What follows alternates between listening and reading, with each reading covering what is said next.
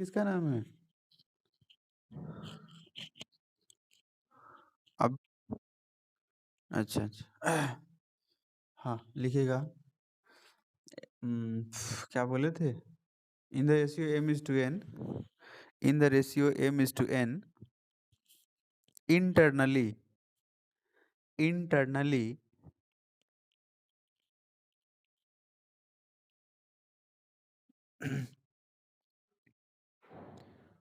हो गया।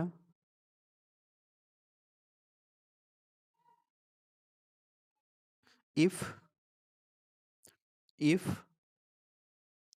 ऐसे vector A comma vector B and vector C, vector R, capital R. एक मिनट चला, स्मॉल में लिखिए, कैपिटल का आर का ही position vector. If vector A comma vector B and vector R, internally के बाद ये वाला लिखिए, इफ इतना are the position vectors of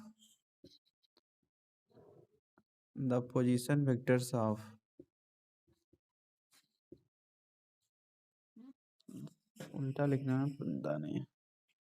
the position vectors of capital A comma capital B capital are,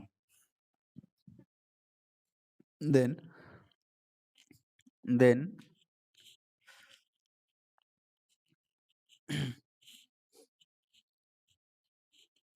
vector are equal to, ऊपर लिख देते हैं, ठीक है।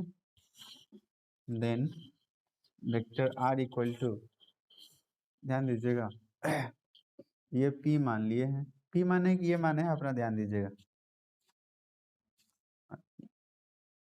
ये हमें क्या लिख रहा हूँ मैं, पॉइंट है, पॉइंट पे वेक्टर का साइन नहीं होगा, ठीक है। जैसे कोई पॉइंट होता है तो पॉइंट के पोजीशन वेक्टर में मानते हैं तो वेक्टर में मानते हैं, ये पॉइंट है, इस पे वेक्टर का सिंबल नहीं होगा, ठीक है। ये पी हो गया, पी माने थे कि ये माने थे, अगर ए माने हो तो ए लिखिएगा, पी माने हो तो पी लीजिए, जो मन हो आप लिख लीजिए, ठीक है। ए और बी ही साथ लिखा है, तो पी माने हैं तो इसको पी, इसको क्यू कर लीजिएगा, अगर ए भी माने होंगे तो ए भी कर लीजिए, आपके ऊपर है, आप समझ लीजिए, वो तो नाम दिया हो, ठीक है। अगर ए बी बोले होंगे तो यहाँ ए यहाँ बी लिखिएगा, ए बी, एंड ये तो बीच वाला आर ही होगा, और अगर पी क्यू होगा तो बस। अच्छा यहाँ पे हो गई, एक बार आप कोई बोलिए तो मिला देते हैं फिर से, एक बार कोई बोलिए। कोई एक, अच्छा पी क्यू है, हाँ हो गया, रहने दीजिए, पी क्यू है तो उसको पी क्यू कर लीजिए, ठीक है।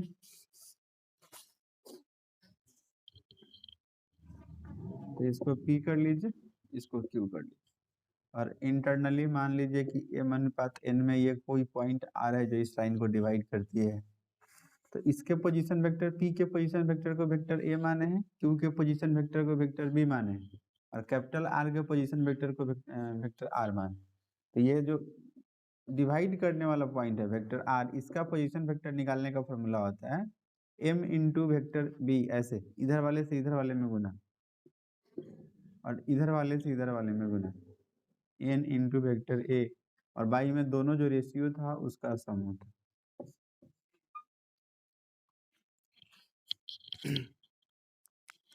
ये इंटरनल डिवीजन के लिए होता है, ठीक है, और एक्सटर्नल के लिए बस ये जहाँ बीच में प्लस दिया है ना उसके जगह पे माइनस हो जाए। कहाँ पे कोई दिक्कत ना है, यहाँ पे ए और बी लिखिएगा तो ए और बी वहाँ लिखेंगे, उससे क्या दिक्कत है।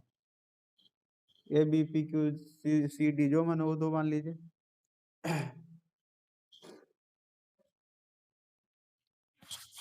हमको बस ये ध्यान देना है कि दो पॉइंट है, और इस दोनों पॉइंट से जो लाइन सेगमेंट बना है इसको कोई तीसरी पॉइंट कट कर रही है, दो पार्ट में डिवाइड कर रही है।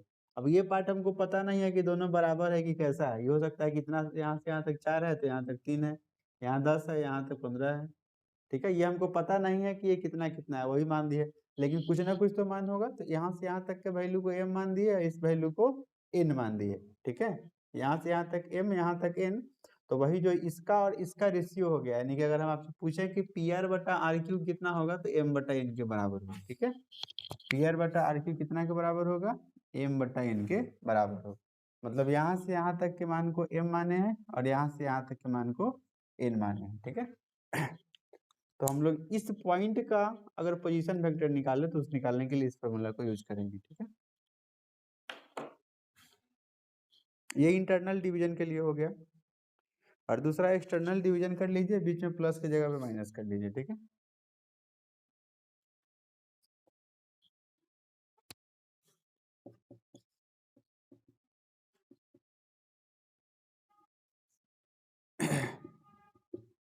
एक्सटर्नल डिवीजन, ठीक है। एक्सटर्नल में सब कुछ वही सेम होगा, आपको दिमाग नहीं लगाना है, बस रिप्लेस कर लेना है प्लस को minus, replacing plus by minus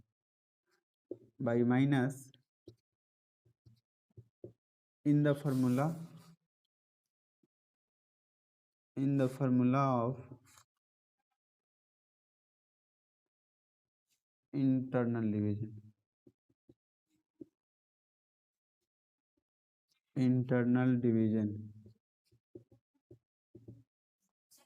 तो यहाँ पे वेक्टर r का वैल्यू ये हो जाएगा vector m vector b minus n vector a और बट्टा m माइनस n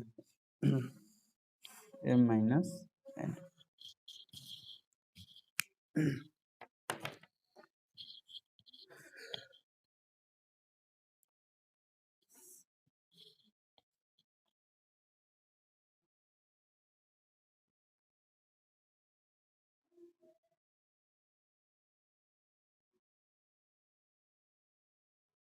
हो गया।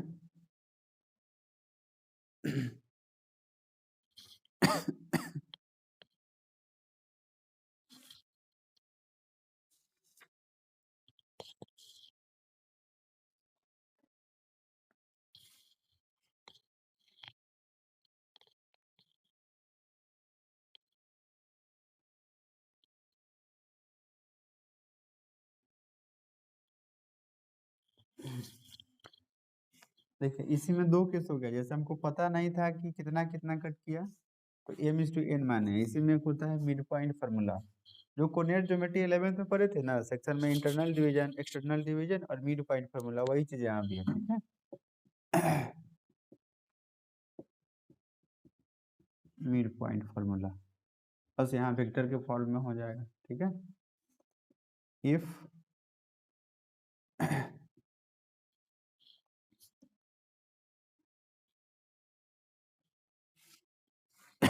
vector a and vector b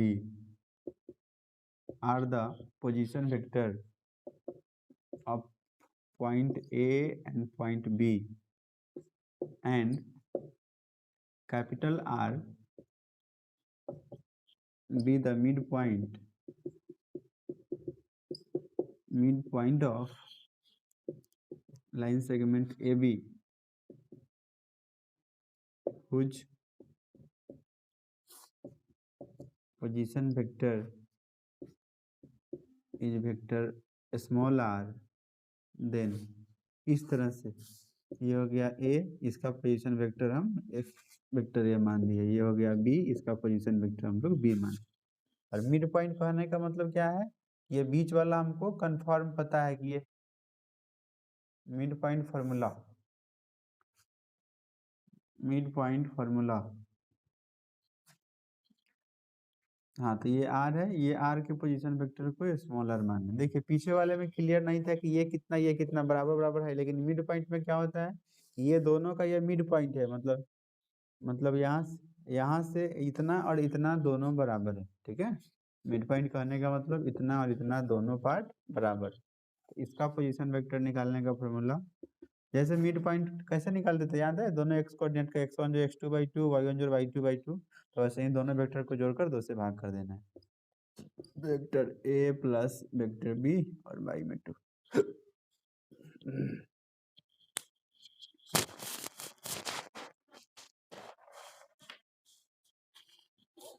हो गया।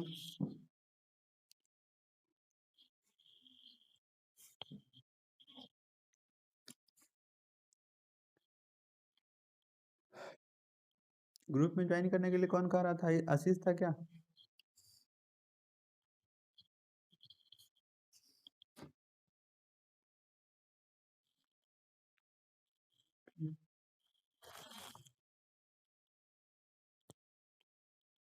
किसी का मैसेज शायद आ रहा था।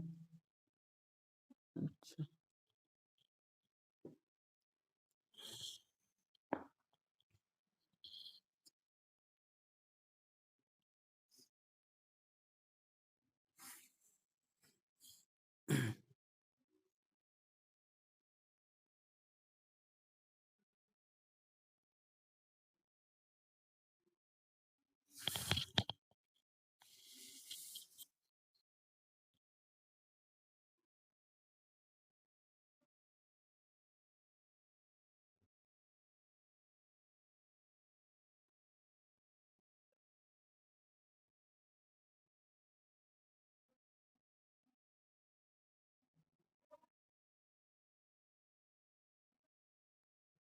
बोलिए।